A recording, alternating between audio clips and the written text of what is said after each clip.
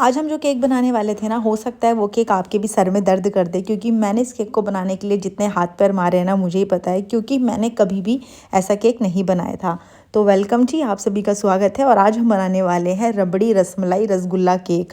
मुझे नहीं पता मैं इस केक को क्या नाम दूंगी, पर मेरी कोशिश ये रहेगी कि ये केक अच्छे से बने, क्योंकि कस्टमर की डिमांड है तो उसके अकॉर्डिंग हमें बनाना पड़ता है।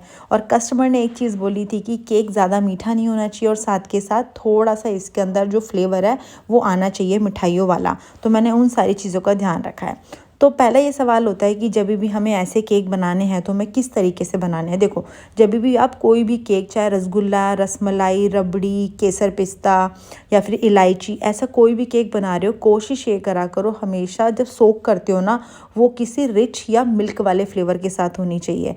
जैसे कि यहाँ आपने देखा कि मैं जो रसमलाई का दूध होता है मैं उसके साथ सोक कर रही हूँ। अगर आपके पास रसमलाई का दूध नहीं है तो आप एक काम कर सकते हो, दूध लो, दूध को गर्म करो, जब दूध थोड़ा सा गाढ़ा हो जाए उसके अंदर केसर डालो, थोड़ी सी इलायची डालो, और आपका जो दूध है परफेक्ट बनके तैयार हो गया। आप आराम से इससे अपने केक को सोक कर सकते हो। अगर इतना भी नहीं कर सकते तो दूसरा सोल्यूशन भी है, मिल्क मेड लो।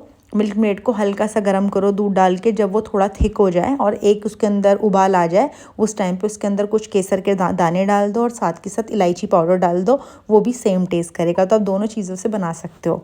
अब यहाँ पे ये था कि इस केक में क्रीम ज़्यादा थी, क्योंकि क्लाइंट ने बोला था, तो हमें एक कोशिश करनी थी कि ऐसा ना हो कि सिर्फ क्रीम क्रीम हो और ऐसा ही ना हो कि केक बहुत मीठा हो जाए। तो मैंने क्या किया था, केक के अंदर की साइड मैंने 1-1 इंच का मैंने डिस्टेंस रखा था, यानी कि बाहर आप देखोगे ना, मैं जितनी भी फिलिंग कर रही थी ना, सोचो अगर मेरा टिन 9 इंच का है ना, तो मैं 8 इंच समझ के ही मैं अंदर सब कुछ फिल कर रही थी।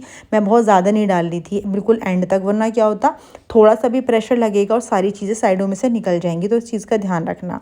दूसरी चीज़, मैंने इस जो मिल्क के अंदर कुछ और डाला था? नहीं, मैंने कुछ नहीं डाला था। मैंने नॉर्मली जो होता है, क्या कहते हैं उसका, अरे यार भुलवा दिया ना मुझे रसमलाई का जो दूध होता है, मैंने उसी के साथ सोक किया था। अगर आपके पास रसमलाई का दूध नहीं है तो आप नॉर्मल दूध के अंदर, अगर आपको करना है तो आप रसमलाई एसेंस डाल सकते हो, पर कोशिश ये करना नेचुरली करो तो बढ़िया रहेगा। और यहाँ पे मैंने अपनी सेकंड लेयर तैयार कर ली थी। क्रीम आप अपने अकॉर्डिंग कम ज़्यादा कर सकते हो।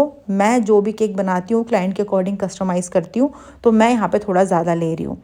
अब आती है रबड़ी की बात। जो रबड़ी आपको लग रहा होगा कि बहुत ज़्यादा ये थिक है, करेक्ट, ये बहुत ज़्यादा थिक है, क्योंकि मैं नहीं चाहती थी कि अगर ये पतली होती तो क्या होता है, ये स्टे नहीं करती। जब कस्टमर केक कट करता है ना, तो वो परफेक्ट स्लाइस नहीं आते।